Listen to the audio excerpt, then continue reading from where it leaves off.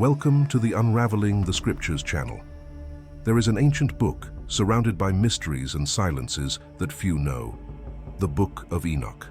Among the Dead Sea Scrolls, a complete copy of this work was found, preserved through the centuries, but kept away from the public eye.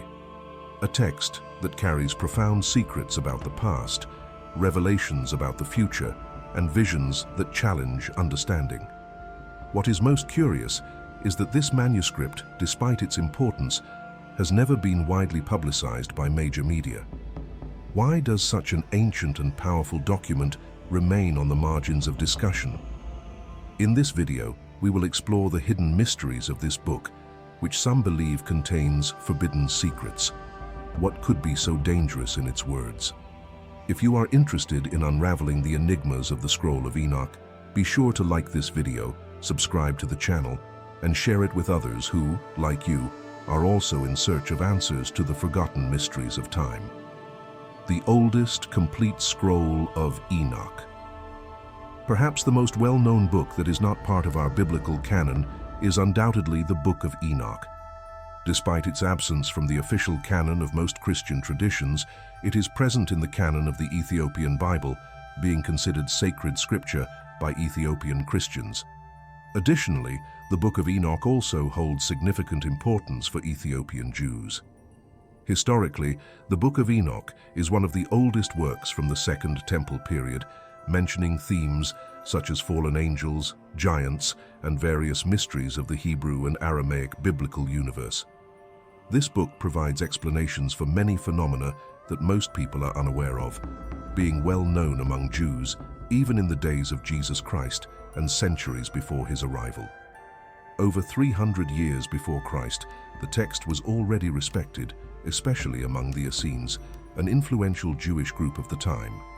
There are indications that Jesus himself referred to the Book of Enoch, and we know for certain that Jude explicitly mentioned this book in his letter. The apostle directly cites a passage from Enoch in the New Testament, in Jude 1:14-15, referring to a prophecy of the patriarch. Furthermore, other New Testament texts, such as 2 Peter and Hebrews, make references to Enoch and the content of his book, demonstrating its importance and influence. We know that many Jews in antiquity, both before and during the time of Jesus, around 2,000 years ago, were familiar with, understood, and read the Book of Enoch, considering it a sacred text. Although this fact is not widely publicized and few people discuss the matter, it is a historical reality. Additionally, early Christians in the 1st and 2nd centuries also mentioned the Book of Enoch and considered it part of the sacred scriptures. This is evidenced by the fact that in some biblical canons, such as the Ethiopian canon, the Book of Enoch is still considered sacred to this day. If you go to Ethiopia and talk to Ethiopian Christians, you will find the Book of Enoch included in their Bibles. The version preserved in the Ge'ez language, the liturgical language of the Ethiopian Orthodox Church, has kept this text intact over the centuries.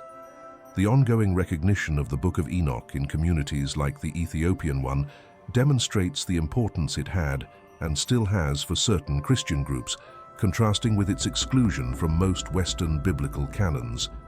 This raises interesting questions about the formation of biblical canons and how different Christian traditions have preserved or abandoned texts throughout history. Perhaps what captivates people the most about the Book of Enoch are the explanations and fascinating stories it presents as real, occurring long ago. A notable example is the famous fall of the fallen angels. However, the Book of Enoch addresses a distinct event from the fall mentioned in biblical texts, such as in Revelation, which speaks of a third of the angels and of Satan himself. In fact, this work discusses the second angelic fall, involving 200 fallen angels who disobeyed God by uniting with human women. These angels abandoned their heavenly homes to relate to women on earth. As a result, these fallen angels became demons and transmitted knowledge about magic, witchcraft, and various occult practices that were common in antiquity, including sorcery and many other activities. The Sefer Chanokh, or Book of Enoch, recounts that the fallen angels, known as Urim in Kabbalah, descended to earth and upon uniting with human women, gave rise to a new species, an amalgamation that was not part of the original plan of divine creation. This union between fallen angels, who took on human forms, and human women resulted in hybrid beings known as Nephilim. The Nephilim are mentioned in sacred texts as beings of great stature and power, often interpreted as giants, a powerful and terrifying race.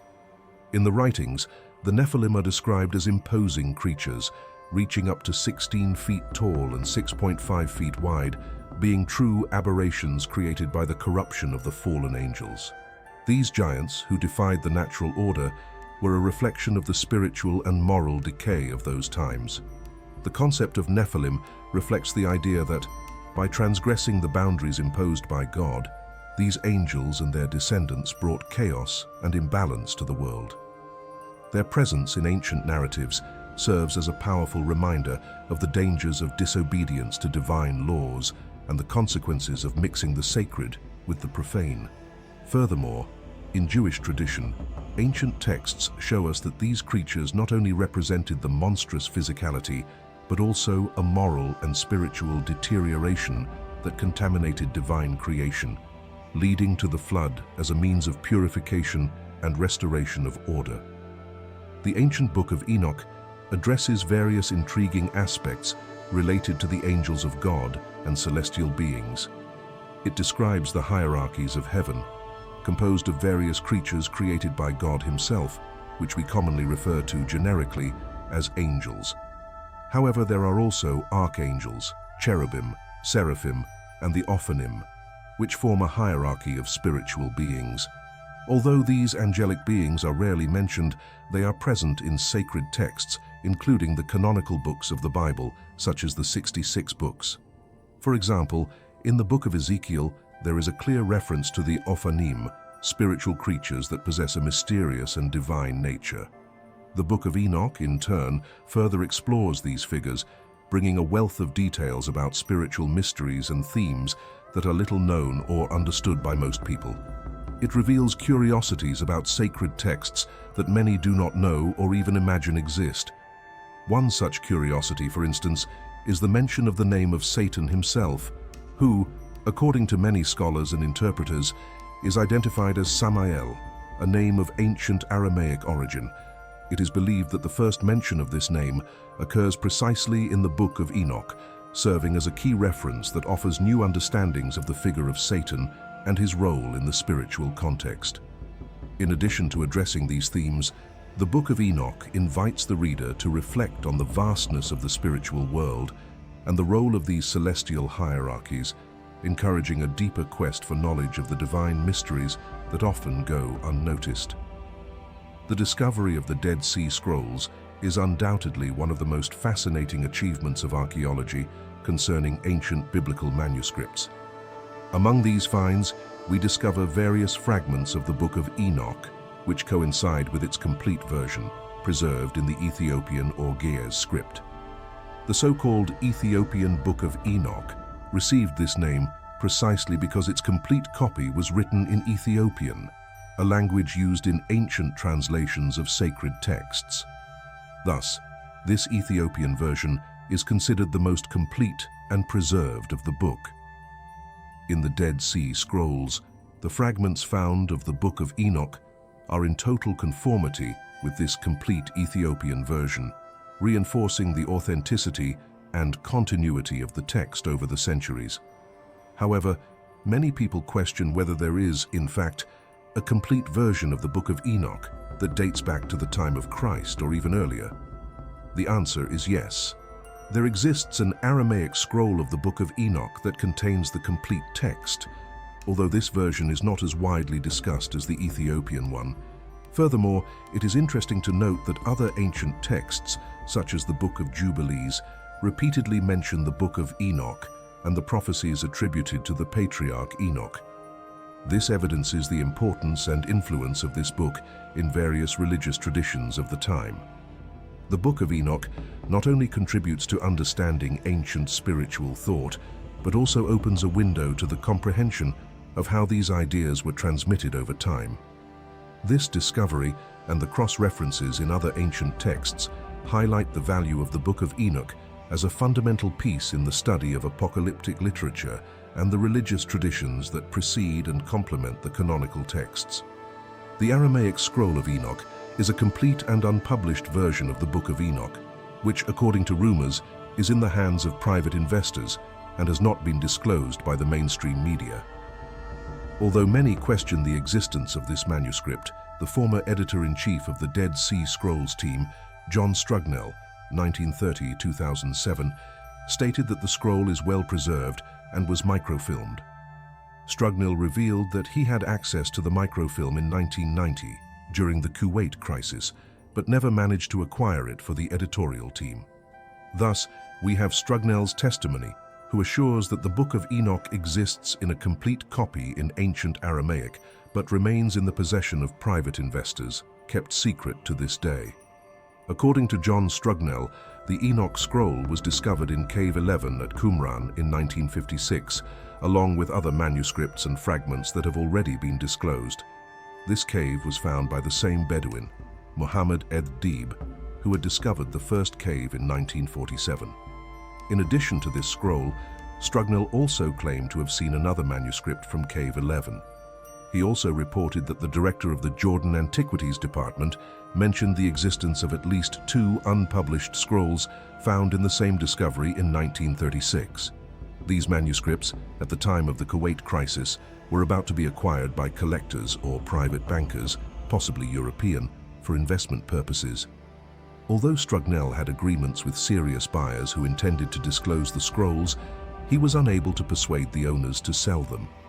Muhammad ed-Dib, the Bedouin responsible for the discovery of the Dead Sea Scrolls, confirmed that he and 10 other men found the cave and sold the manuscripts to various different people. Most scholars agree that the Book of Enoch is of impressive antiquity, dating back to around 300 BC. This consensus is widely known, and the fragments of the Book of Enoch found in the Dead Sea Scrolls confirm that it has at least 2,200 years of existence. The relevance of the Book of Enoch is undeniable for both the Essene Jewish community and other Jews of the time, who read and reread its texts. In fact, the book is mentioned in the canon itself, specifically in the letter of Jude. Now I want to propose a reflection for you. Why do you think the complete texts of the Book of Enoch remain hidden and have not been disclosed, as happened with most of the Dead Sea Scrolls? Leave your answer in the comments. May God bless you, and see you soon.